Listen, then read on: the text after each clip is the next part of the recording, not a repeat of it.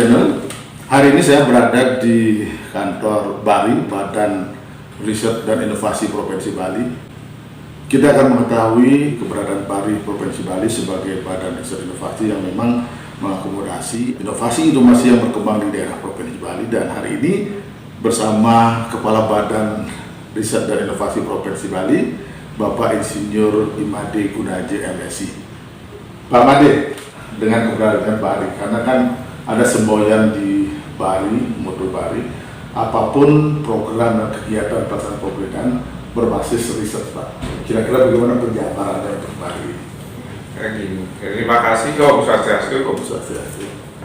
Kami di Badan Riset dan Inovasi Daerah Provinsi Bali secara umum yang sampaikan bahwa kita mempunyai tugas pokok besar itu dua. Ya. Yang pertama adalah melakukan riset kajian, yang kedua melakukan fasilitasi kekayaan intelektual. Nah, ada dua, Pak, ya.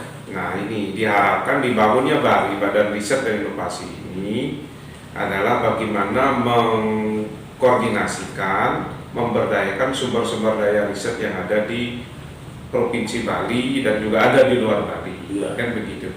Nah, kami mempunyai moto itu bagaimana setiap kebijakan itu adalah berbasis riset, kan gitu.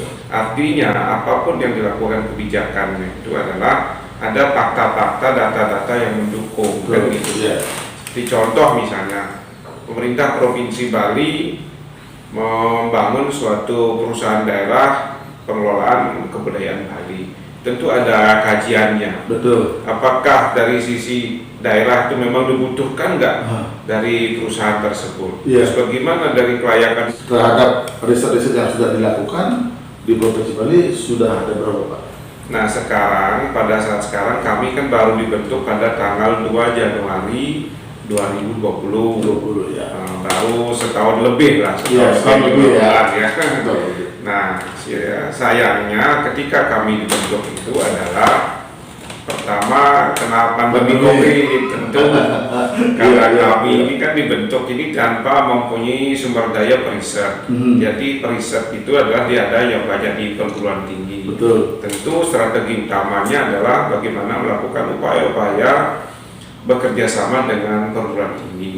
Nah, pada tahun 2020 kegiatan-kegiatan kami yang kami lakukan bagaimana membuat suatu panduan penanganan COVID-19, protokol COVID-19, dan juga ada beberapa kajian yang kami lakukan bagaimana melakukan kajian bahwa ada informasi Bali ini akan krisis air pada tahun 2020. Nah, ini yang sudah kami lakukan kajiannya, sehingga nanti hasil ini sebagai master plan yang akan direncanakan oleh Dinas PU. Bagaimana nih penyediaan air bersih pada tahun 2000 sampai dengan 2040, kan gitu. Nah, hasil kajian ini adalah sebagai dasar nanti untuk melakukan kajian berikutnya dalam pengelolaan, apakah perlu dikelola oleh suatu badan, apakah dia Perumda apa Persiroda, bentuknya ini perlu kajian ditindaklanjuti. Terus kedua, untuk penyediaan air bersih apa yang harus dilakukan, kan gitu. Nah, bagaimana kita mengoptimalkan air baku yang ada di permukaan. Tentu ini akan membuat suatu bendungan-bendungan. Kapan ini dijadwalkan, di mana potensi bendungan yang bisa dibuat? Itu juga kami lakukan kajiannya, sehingga jelas tahapan-tahapan untuk membangun suatu instalasi air itu jelas, air bakunya ada, instalasinya bisa dibangun. Kan gitu. Kalau BARI ini kan posisinya jadi sangat strategis pada Provinsi Bali. Nah, sejauh ini kalau BARI melakukan riset, apakah memang inisiatif dari BARI atau memang ada masukan dari OPD misalnya atau dari pihak-pihak lain yang meminta BARI untuk melakukan riset ini kerjasama dengan universitas misalnya, Pak? Gimana selama ini? Nah, selama ini penjaringan kebutuhan riset pertama adalah kami bekerja sama dengan perangkat daerah. Dan tentu kebutuhan riset itu kan akan mengimplementasikan itu para perangkat daerah. Semacam dalam tanda kutip end user itu kepala perangkat daerah. Nanti kalau kami melakukan riset nanti tidak diimplementasikan kan rugi. Negara itu kan rugi gitu. Nah, sehingga satu itu yang kami harapkan masukan permohonan dari para perangkat daerah untuk apa yang dibutuhkan yang sekarang kan. Itu satu. Terus kedua, kami juga berdiskusi dengan para stakeholders seperti hotel dan restoran yang ada di Bali pada supplier, juga ada kelompok ahli pembangunan. Kami merumuskan ini betul nggak kebutuhan riset, bagaimana kendala-kendala yang disampaikan oleh perangkat daerah kita gali lagi dengan para stakeholders kan gitu. Kalau itu sudah mengerucut, kita komunikasikan bahwa sepakat nanti usulan risetnya seperti ini. Nah, barulah mengusulkan proses pendanaannya. Topik-topik riset kita rumuskan, setelah itu baru kita rumuskan pendanaan, baru akan kerjasama dengan perguruan tinggi kan gitu. Sehingga akhir dari kegiatan ini betul-betul tidak terbuang. Uang ini tidak terbuang percuma. Memang hasil risetnya ada yang membutuhkan, ada yang mau mengimplementasikan nanti. Pak, inovasi ini menjadi isu strategis secara pusat sentral dari pusat, bahwa basicnya adalah setiap kali harus dilakukan inovasi, Pak. Nah, kalau inovasi yang dilakukan di Provinsi Bali misalnya dengan provinsi yang lain, kan yang juga akan menyangkut kepada kinerja pemerintah daerah provinsi, Pak ya. Sejauh mana keseriusan OPD-OPD yang ada di Provinsi Bali untuk melakukan kajian inovasi ini, Pak? Nah, ini inovasi ini kan suatu kebaruan, invensi yang dapat mendatangkan manfaat, itu kan namanya inovasi. Iya, artinya kalau kebaruan itu tidak mendatangkan manfaat kan bukan inovasi. Gitu. Ada beberapa hal. Yang satu, inovasi itu bisa datang dari masyarakat. Nah, caranya bagaimana kita menjaring inovasi-inovasi yang dari masyarakat. Nah, salah satu indikasinya ada inovasi itu kan ada pengusulan hak dari kekayaan intelektual kita kan gitu. Ini sebagai wujud dari inovasi. Contoh misalnya kemarin ada anak-anak kita dari SMA Bali Mandara menemukan inovasi bagaimana mendeteksi dari suatu alat yang diciptakan, mendeteksi kapan sih suatu vanili itu siap untuk dibuahkan. Nah, kan ini inovasi. Sehingga dia ketika saat ini dikawinkan vanili ini waktunya kapan itu kan perlu. Nah, ini salah satu inovasi. Nah, dari hasil itu satu yang kami lakukan adalah bagaimana nanti hasil temuan inovasi ini bisa didaftarkan kekayaan intelektualnya. Nah, terus kedua yang harus kami lakukan, bagi siapa yang sekarang yang bisa memproduksi alat ini supaya dia bermanfaat untuk masyarakat. Padahal ini hal yang sangat penting sebetulnya. Ini sedang kami jajaki. Ada pertama itu dari masyarakat. Terus kedua, ada juga kami di Badan Riset tentu melakukan inovasi, membuat suatu sistem aplikasi yang sementara dari teknologi kita membuat sistem pendaftaran kekayaan intelektual. Sehingga masyarakat Bali ini banyak sekali hak-hak kekayaan intelektual yang kita miliki yang belum terlindungi, payung hukumnya tidak ada kan. Nah, ini perlu kami buatkan sistemnya, apa yang sudah ada, apa yang akan kita proses gitu, sehingga masyarakat luas bisa secara mudah mengakses itu dan bisa mendaftarkan, sehingga kami bisa memfasilitasi.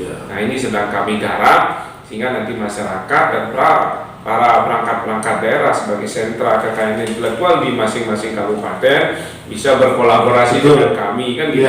Banyak masyarakat yang punya inovasi tapi belum dilindungi oleh payung hukum, yang kekuatan hukumnya belum ada.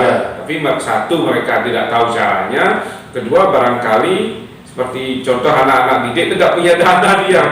Nah, kamilah pemerintah Provinsi Bali lewat programnya Pak Gubernur Nanggota Kertilo ke Bali melalui pola pembangunan semesta berencana menuju Bali era baru inilah yang kami diamanatkan untuk memfasilitasi itu gitu. Mengenai haki, Pak, kan di seluruh Bali banyak sekali kearifan lokal yang muncul, Pak ya, bahkan juga inovasi bersih. Nah, di Buleleng sendiri banyak sekali, Pak, inovasi bersih yang dilakukan itu.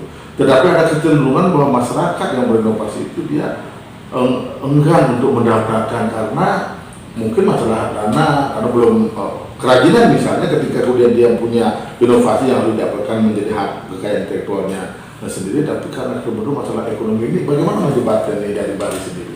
Nah ini yang penting dengan bantuan bapak-bapak di Badan Litbang Inovasi Bulelek kan bisa bekerja sama dengan kami di provinsi kan gitu. Bagaimana mensosialisasikan ini satu dari teman-teman di kabupaten bisa mencari dari masyarakat apa yang bisa kita fasilitasi untuk pendaftaran. Kira-kira hasil ini nanti bermanfaat apa enggak kan gitu. Kalau dia bermanfaat dari sisi perlindungan dari ciptaannya itu kan bermanfaat sekali. Jangan sampai nanti desain dari suatu anyaman itu ditiru sama orang. Ya, kan jadi dia produknya tentu akan diinovasikan kembali tapi desainnya sama. Mungkin inovasinya bahannya berbeda kan gitu. Ini kan perlu mendapat perlindungan masyarakat kita. Kalau ada hal-hal potensi yang seperti ini bisa dibawa, kalau misalnya kabupaten tidak punya dana, dibawa ke provinsi. Ini hasil identifikasi kami di kabupaten bahwa ini sangat pantas untuk didaftarkan kekayaan intelektualnya, kan gitu. Ini kami yang memfasilitasi. Itu ada seleksi kriterianya Pak? Nah, sementara begini, untuk hal-hal yang seperti itu, satu tadi yang saya sampaikan kan itu adalah ada inovasi yang ada nanti dampak ekonominya kan.